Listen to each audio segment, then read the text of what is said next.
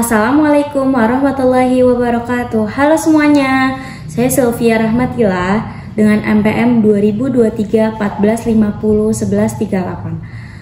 1138. Hari ini saya akan menjelaskan tentang mazhab klasik dengan mata kuliah sejarah pemikiran ekonomi. Mazhab klasik dalam ilmu ekonomi lahir dari periode revolusi industri di abad ke-18 dan awal abad ke-19. Fokus utamanya adalah pada mekanisme pasar bebas, peran individu, dan produktivitas. Ada 4 tokoh besar mazhab klasik, yaitu ada Adam Smith, David Ricardo, Thomas Robert Malthus, dan yang terakhir ada John Stuart Mill. Saya akan bahas satu persatu. Yang pertama ada Adam Smith. Adam Smith sering disebut sebagai bapak ekonomi modern. Memperkenalkan konsep invisible hand. Invisible hand itu atau kayak tangan tak terlihat dalam bukunya The Will of Natation pada tahun 1776. Ia percaya bahwa jika individu mengejar kepentingan sendiri, pasar akan mencapai keseimbangan secara alami.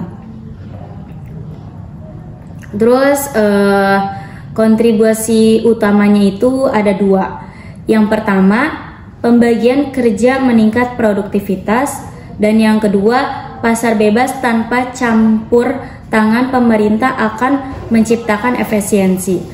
Misalnya nih, di sebuah pasar, penjual dan pembeli saling mempengaruhi harga melalui mekanisme penawaran dan permintaan. Itu yang Adam Smith. Dan yang kedua, kita akan membahas tentang David Ricardo. David Ricardo dikenal dengan teori keunggulan komparatif yang menjelaskan mengapa negara harus fokus pada produktivitas barang di mana mereka memiliki keunggulan relatif dibanding negara lain. Kontribusi utamanya juga ada 2. Yang pertama, perdagangan internasional menciptakan keuntungan bersama, dan yang kedua, teori distribusi pendapatan khususnya bagaimana tanah, tenaga kerja, dan modal berbagai hasil produksi. Ricardo juga mengkritis monopoli dan dampak kenaikan harga tanah terhadap ekonomi. Terus yang ketiga ada Thomas Robert Malthus.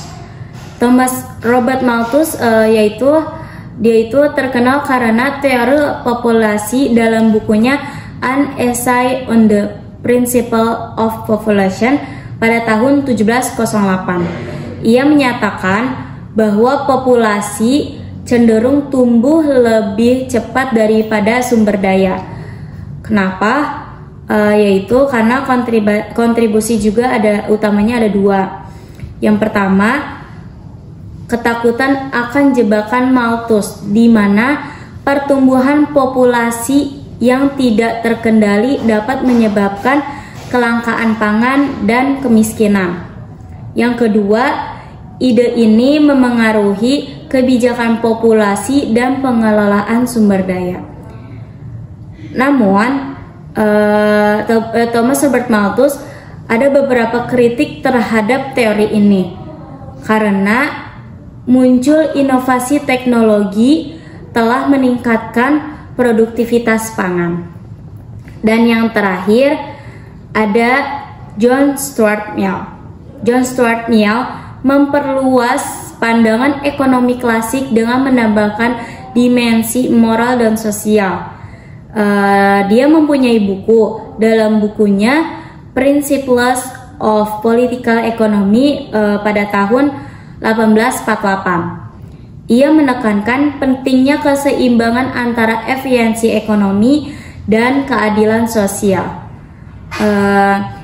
Kontribusi utamanya juga ada 2. Yang pertama, dukungan terhadap kebijakan redistribusi kekayaan untuk mengurangi ketimpangan, dan yang kedua, fokus pada peran pemerintah dalam melindungi hak-hak pekerja dan menyediakan pendidikan.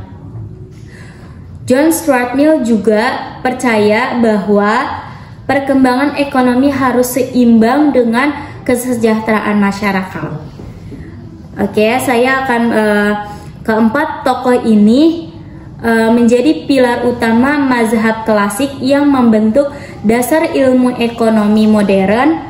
Mereka meletakkan fondasi bagi konsep pasar bebas, perdagangan internasional, distribusi sumber daya, dan hubungan antara ekonomi dengan kesejahteraan sosial. Meski banyak tantangan muncul, ide-ide mereka tetap relevan dan menjadi bahan kajian hingga saat ini. Itu saja yang saya akan bahas tentang mazhab klasik dengan 4 tokoh tersebut. Kurang lebihnya mohon maaf. Wabillahi taufik wal hidayah. Wassalamualaikum warahmatullahi wabarakatuh. Terima kasih semuanya.